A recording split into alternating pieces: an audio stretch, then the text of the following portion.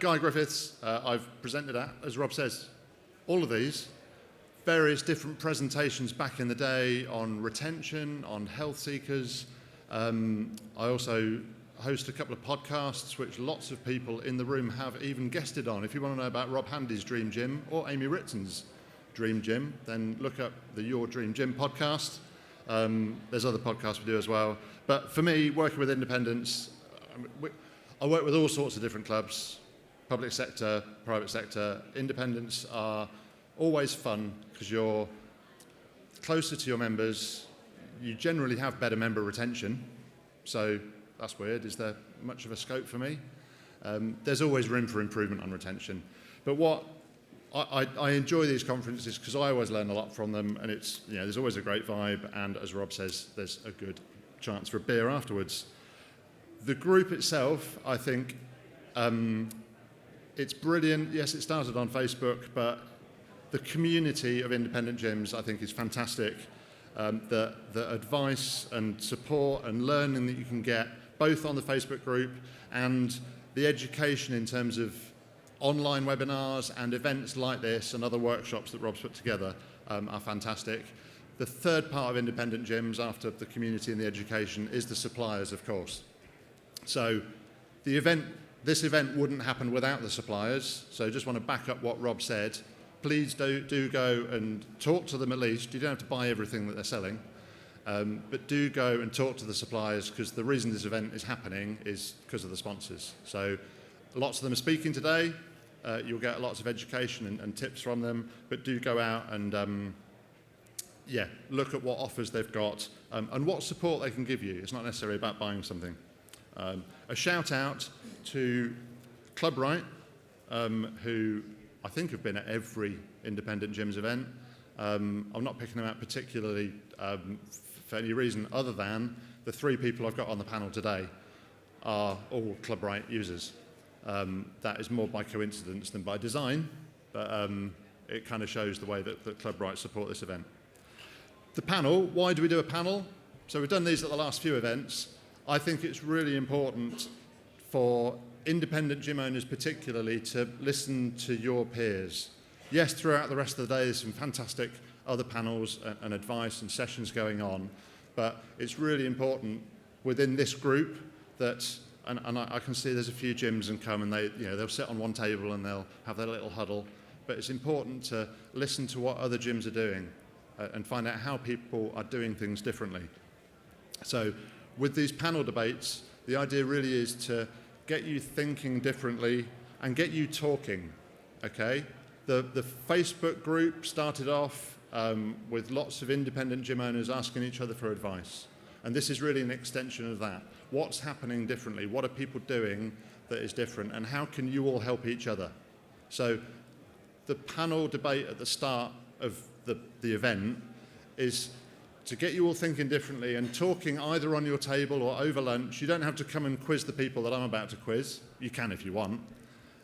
But the idea is to get you all talking and thinking and discussing over a coffee or over lunch or over a beer about what independents could be doing to support each other and do things differently.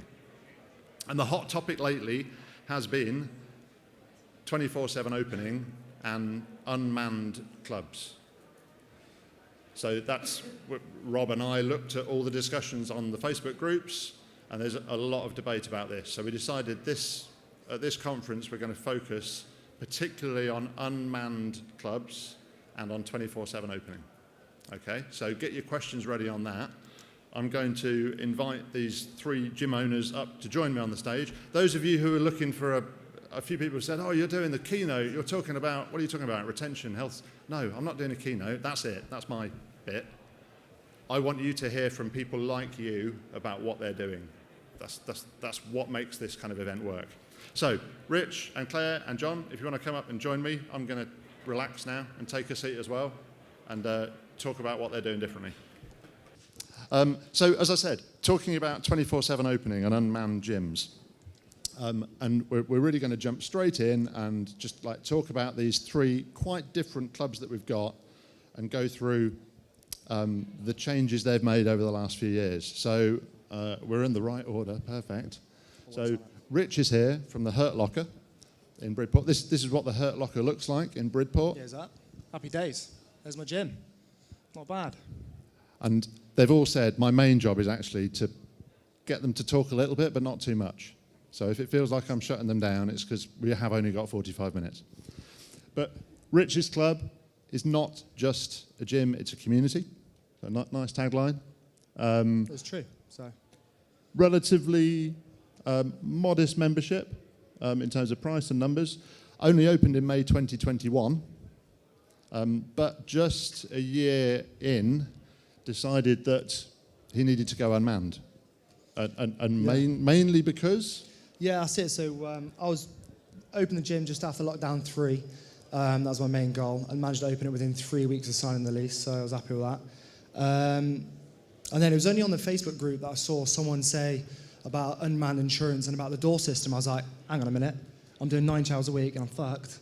Let's have a little look and read what's going on, you know what I mean? So that's how it all came about after doing literally nearly 18 months of 9 hours a week with no staff at that point. I looked in and did the research about the unmanned and the door system, because then you're insured. And the main was, I think, Carl Frannen's name has been mentioned quite a lot. I don't know if he's here today. He is. But he sorted me right out with my unmanned insurance. So thanks very much, yeah. Cool. And just, so we'll go through each club just to get some snippets so that you can gauge, you know, which club is most like yours, or you can say, oh yeah, they're twice as big as me or half as big as me. That's the kind of idea, or it's a club like mine.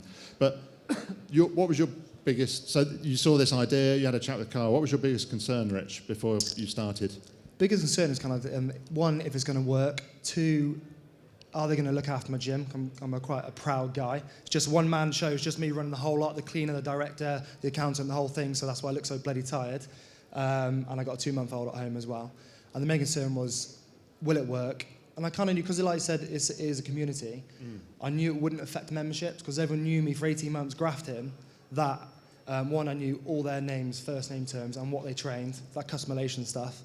And now if people do leave shit everywhere, leave kit out, I'll take a picture and put it on Instagram and tag them in it to make sure I give them a bit of a telling off. So, okay, nice. And that's quite funny. People like it as well. You know what I mean?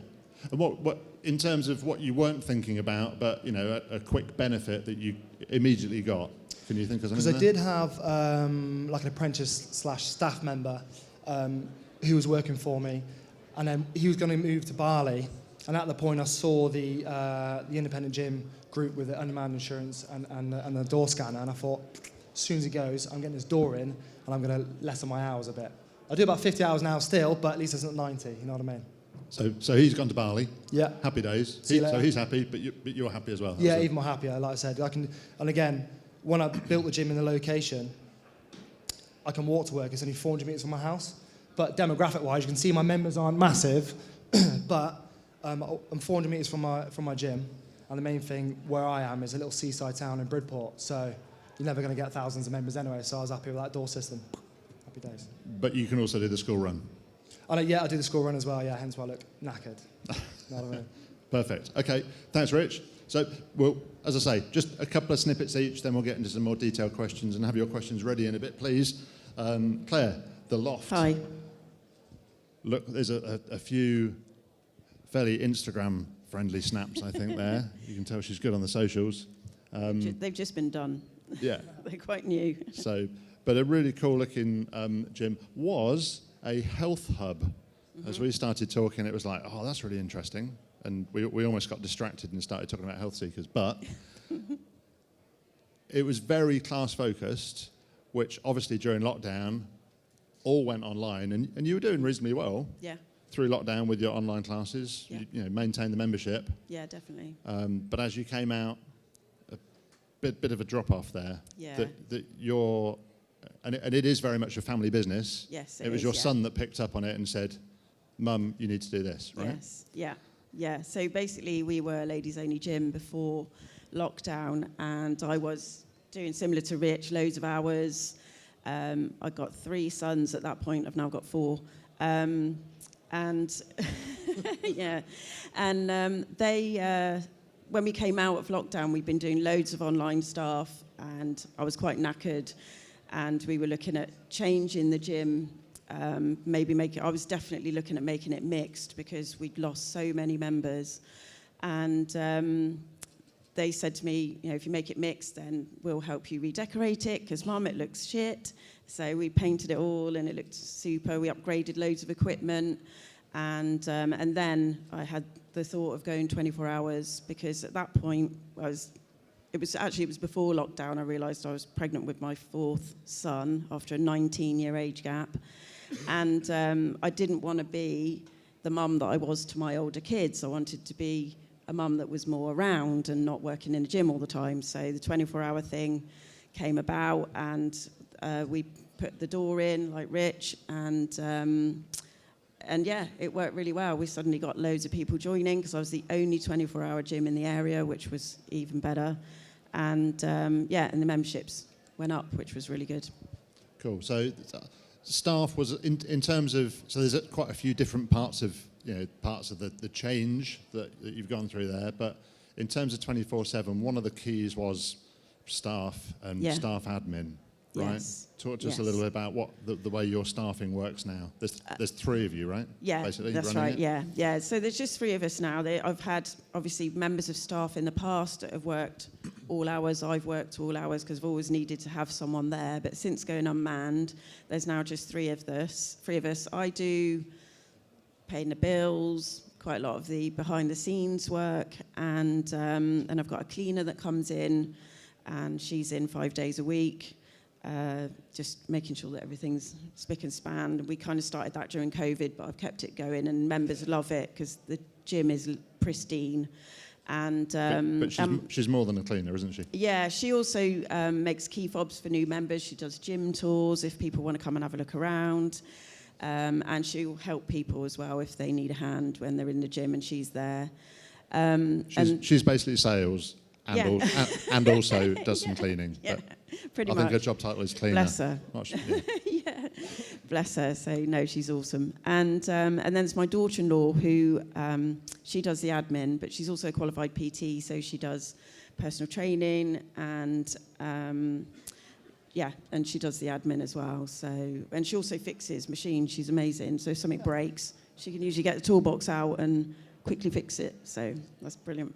So there's something about Avengers there somewhere. That the 3 of you are the dream team. You've got everything. Before we get on to John, what was your biggest concern before going 24/7, Claire? I think it was because I'd built such a community type gym, and obviously that's what independents are all about, is being a community. I was worried that if we were sort of suddenly removing everybody, and me especially, that we'd lose some of that, but we do interact with a Facebook group. Obviously, we're not completely unmanned. There are people there all the time. Well, not through the night, but during the day, people are in and out. And I was a bit worried that we might lose that community feel, but we don't, because we keep really engaged with our socials and our Facebook group. And we always meet every single member when they come in as well. They have to collect their key fob. We have to show them how to scan in and out. And obviously we give them induction, so we always meet everybody when they join as well. They're not just walking into an empty gym. So it's definitely not a faceless 24/7 no, gym still that there. we see on some high streets. Yes. And biggest light bulb moment in terms of again going 24/7? Just how well it's worked. To be fair, I thought we might have lost members because we'd lost that community feel, but it's worked really well. And actually, I feel like, because before I was kind of trying to just drag in every Tom, Dick and Harry to join my gym, I'm now focusing on advertising to people that actually want to train and they're really passionate about training. So they want to just come in and do their training. They're not too worried about standing around chatting for ages and that kind of thing. But I mean, obviously we know everyone and we say hello to everybody, and I know pretty much everybody's name, even though I'm not there most of the time. It does feel like we've kind of evolved into a gym that attracts people that just want to come in and train, and they're just happy to do it anytime they want. So, and I didn't think that's what would happen, but it's what's happened. So yeah. Cool, amazing. Thank you. No worries. So moving on again to FTC Gym, and the reason John was a little bit late is the van in the bottom right corner needed charging on the way here, but it is very cool. So yes, some images. I don't know if the slides will be available afterwards. It's really just for me to talk through, honestly, these slides. But the largest studio in Suffolk, the biggest independent gym in Suffolk. And yeah, really an amazing site. I've been a few times. Up and down and up again through COVID, but around 1,700 members now.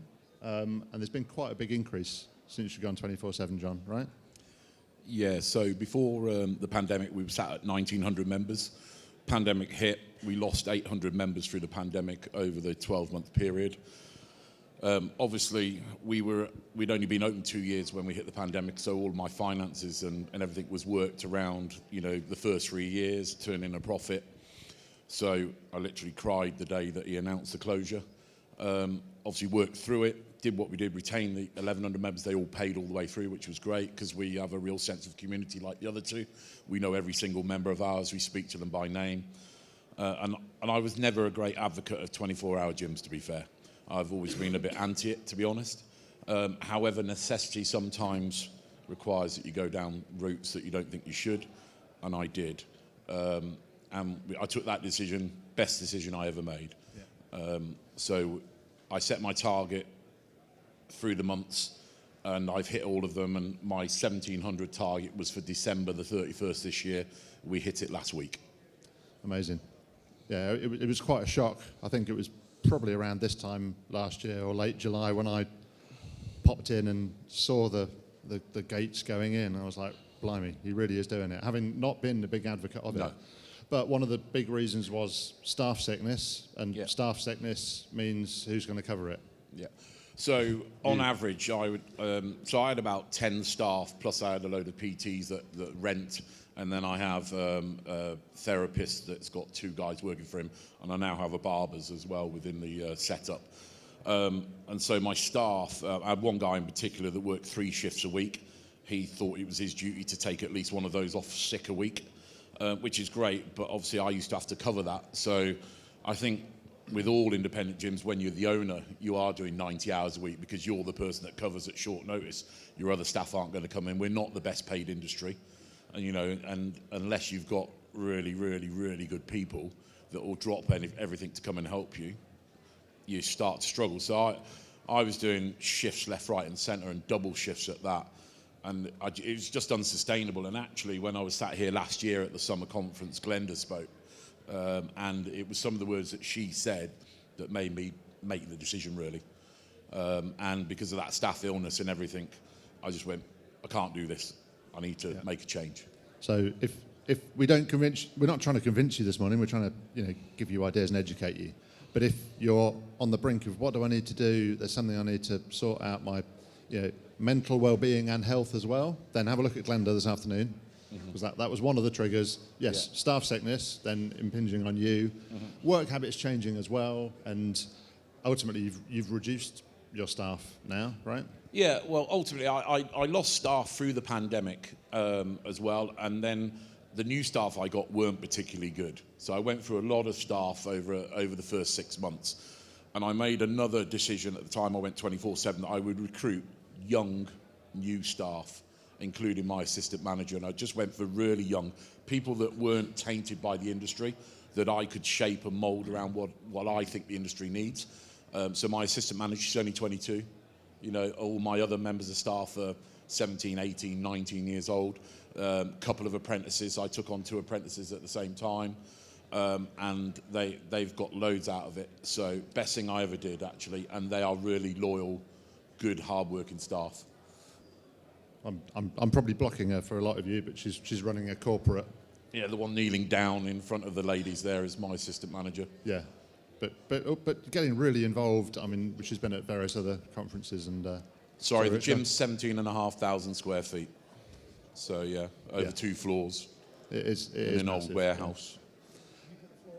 I put the mezzanine, yeah. So added in a mezzanine. We already had a mezzanine for the studio, and then we put another mezzanine in. And the reason we originally only going to put one in enough to fit an e-gym circuit, but when I looked at the cost, I quadrupled it in size because actually financially it was far more viable. Yeah. Mezzanines next time. Yeah, sorry. No, it's fine. So biggest concern? What was the like? I think what is going to mess up here? Right, losing your identity, because we're a member-focused club and we like to know all of our members. Really big concern for me, because I think the way the independents stand out from the chains is we know all of our members, and we've got to provide that level of service that the chains don't provide. So I was really conscious that we were maybe going to lose some of that. We haven't. We've actually grown stronger. And then the other one, it was actually quite a significant outlay and financially for the way I did it, because we put speed gates in, we had to get vending machines, I had to cordon off my counter and put a shop in, surveillance cameras, pay for surveillance, all of that. So it was about a £40,000 outlay for me.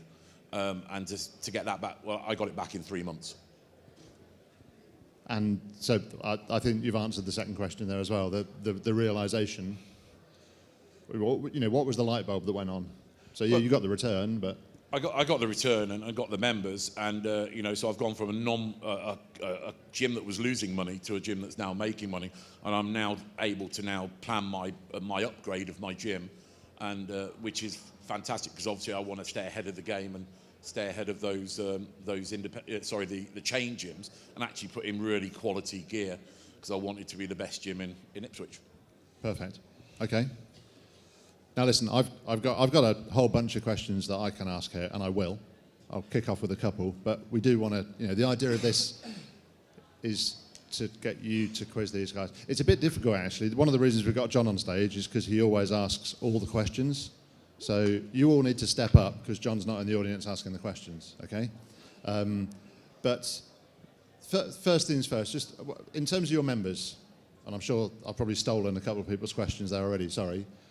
Give me some positive member feedback, and also there must have been some negative member feedback. So what's a positive and a negative each? For me, this probably actually doesn't apply to 24/7, but it's when I went from ladies only to mixed, I did have a few female members leave. But I think one of the negative feedback things was that, what if I'm here on my own? Because I am only a small gym, so there are periods of time when a member can come in and they are on their own, especially if it's during the night. So we have provided like a panic buttons for them in case they feel vulnerable if they're on their own. But the other thing that we reassure them is that our front door is always, always locked. We never open it. It's permanently locked, and they can only get in with a key fob. So you wouldn't be training and just some random person come in behind you. Yeah, so that was probably a negative. The positive is basically just that people can train whenever they want. So they can literally come in. Because I'm on the high street as well. So a lot of people, when they finish work in a pub or a restaurant, they can come and train rather than going home because all the other gyms are closed. So, yeah. Cool. So that's been mine. What if you're there on your own? You can turn the music right up. Would be my take, exactly. But yeah. Yeah. So positive and or negative member feedback. Yeah. So feedback-wise, because I built it straight after lockdown, it was brand new, and no one really knew me in my hometown anyway because I was ex-army, so I moved around everywhere. It was positive to the fact that they saw me there 18 months leading the business as the director and the cleaner, and I also threw myself around the gym training-wise as well. They saw me like that, and then when I got the door system in, everyone was asking me, when's it coming in? Because you can go home and have a chill with your family, this, that, and the other. So that, for me, was a massive positive, because I was there leading the whole lot. They can see me go home and have some rest, you know what I mean? So in that terms, it worked. The negative thing, which I quickly was quite agile and got around, was I'm with, obviously, Club Right. I see Wayne at the back on his phone. You know what, mate? I'm with them guys, and they're fucking phenomenal. My door system links with them direct. So if no one pays their direct debit, for whatever reason, the door doesn't open, so unlucky. I get around it anyway. But then the second thing, because I'm in a little seaside town, and a lot of people come to my town for holidays. Believe it or not, if I'm going on holiday, I'm not training. You know what I mean? But a lot of people do. It's mad. So I quickly linked my membership base with the door system in terms of the QR code. So when I get non-members come down, and they can pay for a month, a week, or even a day pass, they can actually scan the QR code on the front door on the poster. Sign up, sign the waiver, sign the Unmanned waiver, the Park U, all on the phones. Scan in, because it's linked with the Club Right system as a membership, but it's not. they scan in, door open, I make some money, and I'm not even there. And that way they've always done the par queue, sign the waiver, they don't need the induction, and they're good to go in terms of unmanned gyms. Nice. So at Christmas, I did really, really well. Like, and I was on holiday, I was like, happy days. Money-wise, yeah, I did stupidly well. Cool. You know what I mean? So it worked that way. And John, positive or negative member feedback? Yeah, I think because during the pandemic, everybody's work patterns changed. So we fundamentally had to realise that we had to respond to that as gym owners. And people work all different hours. They were able to work from home, have a break, go to the gym during the middle of the day, whereas previously they went in the morning first thing or in the evening. Now they were able to go at 10 o'clock, 2 o'clock. And so my gym's busy all day now. The demographic has shifted, you know, from being mornings and evenings to all the way through. And so the feedback was great that we were open 24/7, because one of the things I used to get was people going, when they came in to sign up, they go, when you open, I'd say, you're not 24/7? I'd go, no. And they go, oh, I'm going to go elsewhere.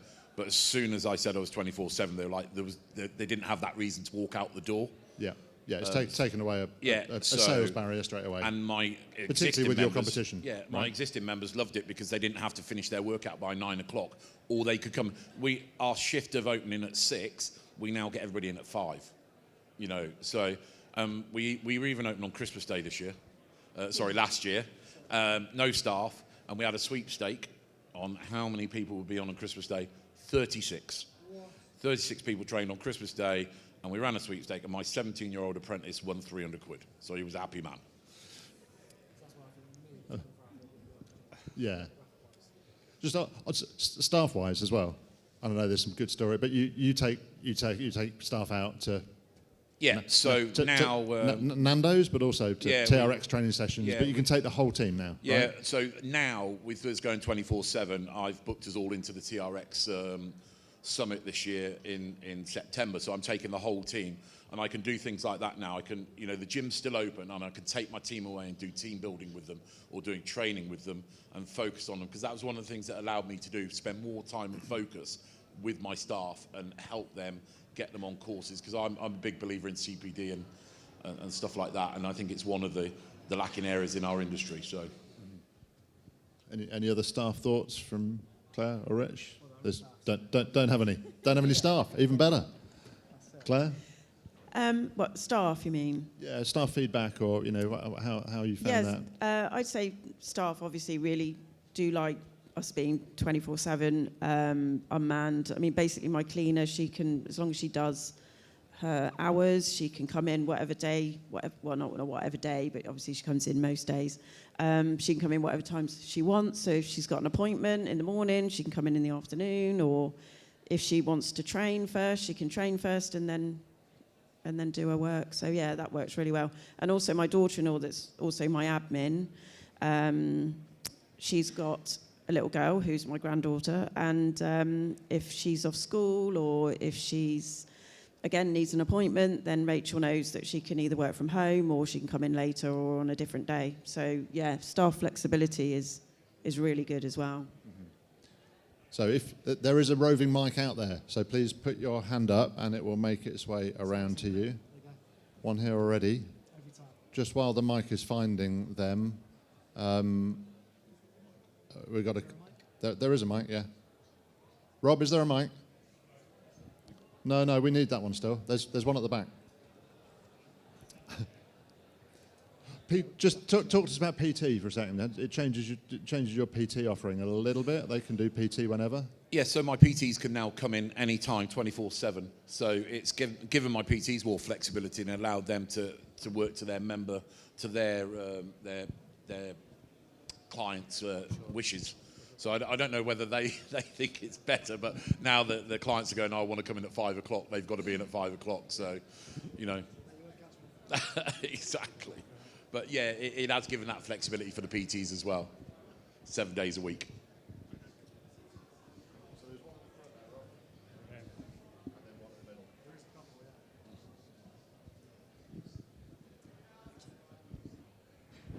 Hello. Oh, sorry. Firstly, guys, thank you for sharing your experiences with us and anything that we can then pick up from that.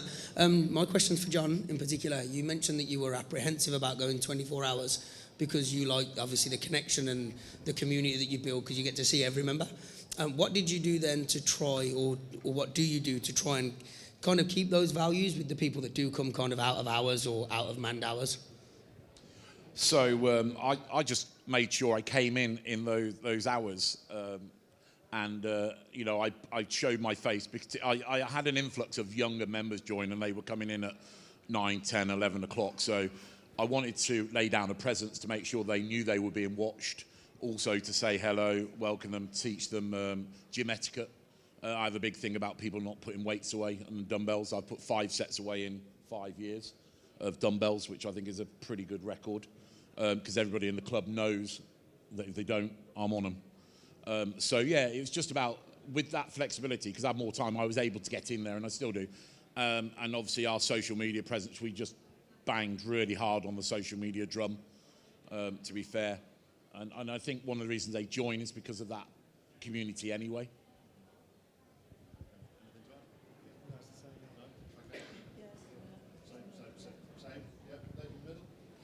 Hi, yes, thanks very much for your presentation as well. It's really interesting. My question really is on the stats or percentages of people who actually do attend the gym outside of your normal, what would be normal gym operating hours, like 6 in the morning to sort of 7, 8 at night. What sort of percentages of members do you think take up that facility to go outside of that? Well, I'm not 24-hour myself yet, but I open at 6, close at 9. And like I said, I'm in a little seaside town anyway, and literally an hour before I shut, the gym would be dead anyway. And I only had one person ask me, oh, are you going to open it any earlier than 6? I was like, no. And then they're not really bothered, they're in at 6 anyway. For me, it's probably more a question for these two, but just before I shut or an hour before or after, I'm absolutely dead. So for me, my demographic, 24-hour wouldn't really work for me, I don't think. Especially Dorset Council or arseholes, won't let me have it anyway, so, but you know what I mean. But that's probably for these two. Yeah, I think interesting point, because when we used to close at 9, I often didn't see people for the last hour. I don't know whether it's because people think, oh no, I can't train for the last hour before the gym shuts because I won't fit my training session in, or what. But then since changing to 24 hours, people have come much later, much earlier. Obviously, people have joined because they can come later or earlier as well. But I think the question was, yeah, the percentages of people that come outside of the normal working, the normal hours that a gym's open. I don't know percentage-wise. It's something that I would maybe have to sit and work out. But I would say out of the 350 members that we've got, we probably get a good 30, 40 people that come through the night before 6 a.m. and after 9, 10 p.m. in the day. So last night, yesterday we had a bit of a thing, we had a bit of an issue with our gates, so I was working late last night, hence why I'm in uniform now, because I was in at 4:30 this morning doing the gate, believe it or not manually. It happens, and you have to be flexible to that. So I was speaking with my surveillance company. They were letting people in manually through the camera and on the intercom, and he said, how many did you get? I was like, I don't know. Between midnight last night and 4:30 this morning, we had 25 people in, okay? I would say from 5 o'clock this morning to 6 o'clock, we had 63 people in. And then I would also, so peak times on the weight training floor, 5 till 7, our numbers have gone up massively, you know, so we'll have 90 people on the weight training floor. And then that kind of peters off, but we'll still have 30, 40 people in the club at 9 o'clock at night training, and that kind of comes down to about 20 through 9, 10 o'clock. And then we have another uplift. It kind of goes up again before midnight because the youngsters come in. I don't know, it's something about 16, 17, 18-year-olds, rather than going out drinking like I was, they're in the gym training. Great, but yes. Hi. Thank you very much for all your information. It's very interesting. Thanks for sharing. My question is regarding the 24-hour gyms opening times. I'm sure you've noticed the bills, electric bills, electricity have increased. Is there anything you've done to tackle that? Is there any sensors or anything just to find this saving energy resources overnight when the gym is maybe not in use? So aircon is a bit of an issue for me at the moment. So first and foremost, replaced every single light in the building. So we've now got energy efficient lighting that are on sensors throughout the day. So that's 24/7. So not just during the late hours, we have light sensors on during the day. So there's areas of the club not being used. We also lock our studio down out of manned hours, so that's closed, lights down, and obviously our office rooms and the barbers and the therapy room are locked down. We also have an academy, so that's locked down, lights are off, that kind of stuff. So yeah, very conscious about that. I mean, the big drain is treadmills. Actually, they're the ones with the 1 kilowatt motors, so they take a lot of energy.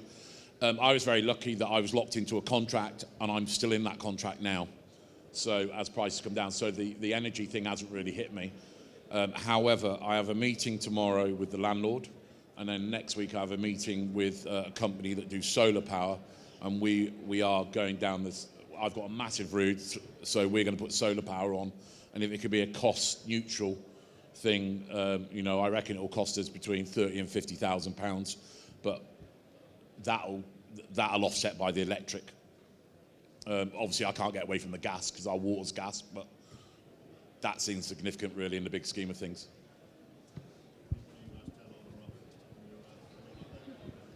So our lights are all on all the time, 24 hours a day, but we have, like John, changed them for the LED bulbs.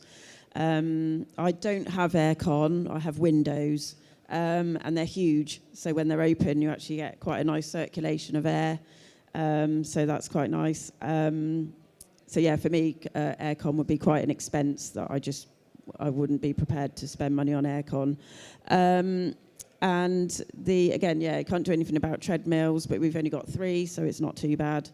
The other thing that I've done is we have got a lot of fans, but I was finding that people were just putting them on and they were staying on, sometimes on all night, so someone would go in at 5 in the morning when it's a bit cooler and the fan's been on all bloody night and it's freezing. So I just I got an electrician to come in and he put in some little boxes on the switches and you press it and after an hour it goes off. And that's worked really well. So that's obviously also cut the bill, but also it stopped the gym getting really cold when someone just leaves it on. So yeah, that's worked really well. Obviously it will go off and then someone will have to go back up to it and turn it on again, but it's no biggie. They all know where the switches are, so yeah, that's worked really well. Yeah, same. I don't know if you saw the pictures of my gym. It's like a big warehouse, but I've got the skylights to get the natural light anyway. So I'm that guy. In summer, my lights stay off, even though they're energy efficient, because it's 900 watts per hour, I think mine are. And the big fan I've got is like 350 watts per hour. But again, I'm that kind of guy that turns off all the lights, goes into the change rooms after someone lazy's been in there, turn off the lights again. I used to turn off my Niax vending machine every night, but then it used to have a connection issue with the contactless in the mornings. So I've literally just left that on because, believe it or not, the contactless vending machines draw a whack of power. But I've decided to leave that on in case someone at 6 in the morning needed that grenade or whatever, you know what I mean? But yeah, I'm that guy that turns everything off all the time. Saves some money, you know what I mean?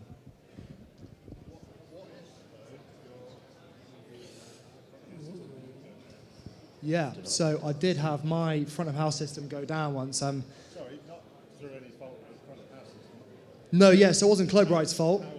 No, or power or anything like that. Basically, the guys that got to fit it did half a job, basically, and they didn't put like an override key on the front of the gym. So when they fit the actual door system, they should have put an override key. In case all else fails, you can open it up, override the system, as well as one on the inside for a brake fail-safe if there's a fire or anything, even though it's linked to the fire system. And believe it or not, I got in at 6 in the morning on one of the Mondays last year, and the fucking thing shut. It was completely locked. I ran at the door, did not budge, so at least we know no one's going to rob me. I ended up smashing through my front window and getting in that way and unlocking it that way. But yeah, it wasn't Club Right's fault. It was the door system, the company. They're not here. All right now, they're not here. Dog shit. But yeah, they didn't put the key in. I had to get another company to come and fit the actual key fob at the front so I can actually fail safe and open it up. But yeah, smashed through the window, made them pay for it. And yeah, because I wasn't giving anyone money until they paid for it. So yeah, there you go. Yeah, so first and foremost, we had to put in we've gone, obviously, with our Wi-Fi, we've put fibre in. We've had that put in, so I had to engage with a different internet company. So I've obviously had to go large, spend a lot of money there. We then put spreaders around the gym and all of that sort of stuff as part of that. We've just put a backup line in as well in case that goes down. We're now in the process of buying the battery backup system for the computers in case that goes down. I had exactly the same as you. What happened, I had an update on my computer. Possibly. We'll talk about that. But I had an update on my computer, didn't think about it. Obviously, when the update happened, it just closed everything down. And the mag locks on the front door locked. And then, so I had a load of people on day 3, couldn't get in. And so I get a phone call, gets there, and I literally couldn't get in the gym. But fortunate enough, I was able to actually physically out-muscle the mag lock. Yeah, it took a lot of effort, but got in. Very, very lucky. Yeah. Yeah, battery backup for your computers, definitely. Have another mechanism being able to get into the building in case of an emergency. And then, obviously, a really good Wi-Fi internet facility. So my question is aimed towards John and Claire a little bit more. A lot of people open gyms because they were personal trainers, want to make a difference, to take their personal training clients into a facility. To then take your facility into Unmanned, you are losing that personal touch. How did you feel making that transition where you now wouldn't know every single member, you might not see them for a while? Ethically, morally, how did that sit with you? Did you trouble yourselves with that at any time? Actually, yeah, that's a really good question because that was probably my main concern when I went 24/7. Because, yeah, I did start as a class instructor and then a PT, and so I've always been really connected to members, really connected to people in classes and things like that. Yeah, it was a really big concern, but I think sort of morally for me, because I'd had another baby, it was really important for me to be a mum and have the time with my family that I didn't 100% miss out on with my older sons, but they did, because they came and worked at the gym, bless them. Yeah, for me, it was more important for me that I spent time with my son than be everything at the gym. But then, like with John, I've really focused on my staff being very nurturing, very caring. And I have got PT that comes in and trains people, and she's amazing. So, I've just tried to kind of put that community feel through the staff and the people that are there as well. And also, we have got some members that have been with us since we opened, and they're really passionate about the place as well. So their kind of energy spreads around the other members as well, and they'll talk to new people and they'll engage with others. So yeah, I think it's as long as you kind of spread that vibe around, then you can maintain it. And I do go in, and I obviously show my face quite often, because again, not quite as close, but I'm only a mile away. So yeah, I'm always in and out, and it's really sporadic. Sometimes it's the evening, sometimes it's the morning, sometimes it's during the day, sometimes it's the weekend. And yeah, so I do quite often see people and chat to them as well. So, and loads of them friend me on Facebook as well. So that's quite nice because I, can have conversations, or I'll comment on their stuff on Facebook or Instagram or whatever, and that keeps a connection as well, sort of a more personal one. Yeah, well, I kind of have to give a bit of context to it because I know why Matt directed at me, because we've had several discussions about Peloton and how shite they are, and people paying a lot of money to have that instead of going to the gym. I won't, because they are just robbing people blind. And one thing I will say, we don't run any classes during unmanned hours, so therefore we don't lose that personal touch. People train anyway without me in the gym anyway, so they don't need me there out of hours if they're a decent trainer. They've signed their PARQ. They've signed their thing to say their waiver and all of that sort of stuff. So that isn't an issue. You know, my PT people that require people out of hours, so that doesn't affect me. I'm not going to lie. There's no way that I can have the personal contact these two have with their members because I'm so much bigger. But I'm a larger-than-life character, and I know most people in my gym, if not all of them, you know, but obviously I know some better than others, much better. But I try as hard as I can, and I get my staff to know the other members as well. You know, that's really important for us. My staff's in their contract. They've got to say hello to everybody that comes in the gym, and they've got to say goodbye to everybody that comes in the gym in their contract. Sorry, mate, just to find it, like, you on about that personal touch. What I find with the guys and girls that train in my gym, mine is over 18 only, for other reasons, but the guys and girls that are training at, let's say, 6:05 in the morning or, let's say, 8:30 at night, they're coming in, headphones in, they don't want to chat shit, they want to come in, train and leave. So if I'm there at the desk at 8 o'clock anyway, ready to kind of tidy things up, I'm like, hey, yeah, how's it going, what are you training? They're like, yeah, good, mate, straight in. So they can't be arsed with the chit-chat. They want to get in, get done, and get out for my reasons. You know what I mean? So I think it's a different type of attitude if someone's training at 3 in the afternoon or 9 o'clock at night, for me.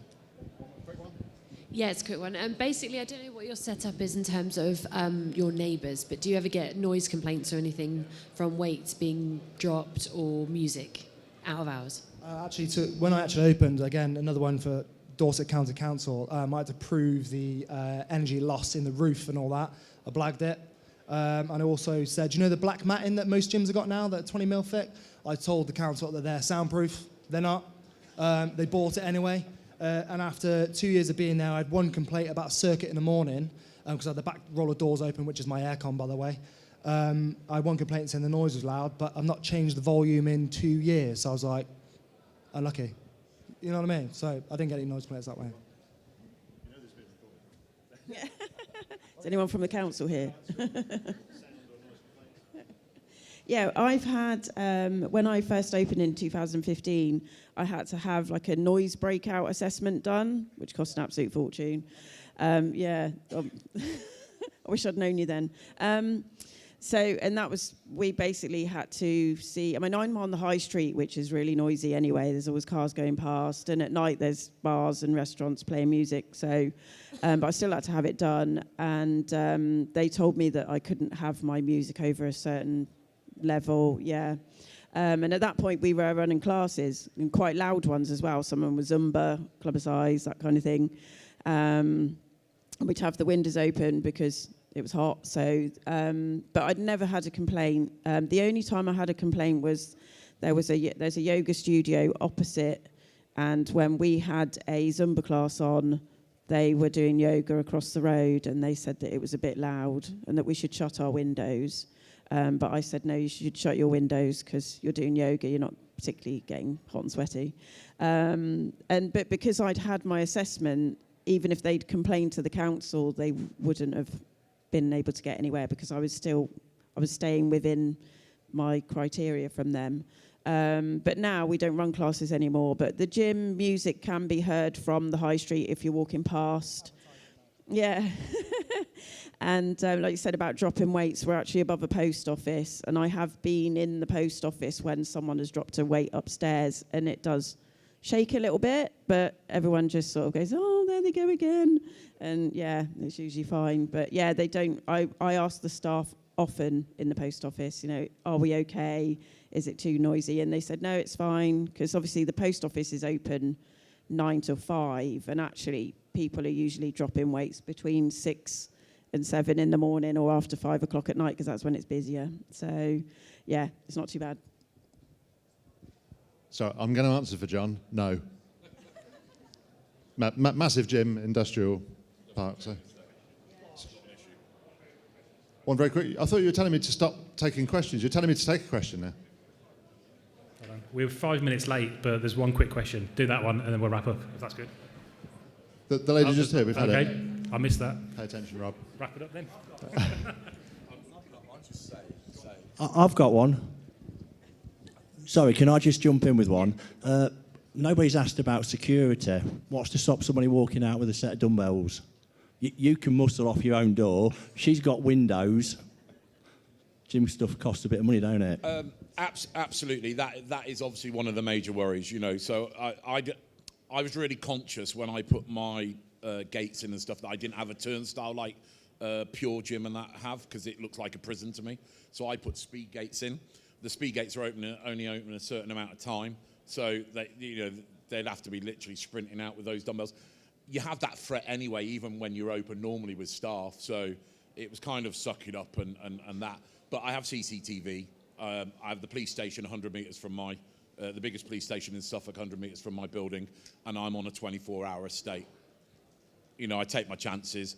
The only thing I've had stolen is rubber bands.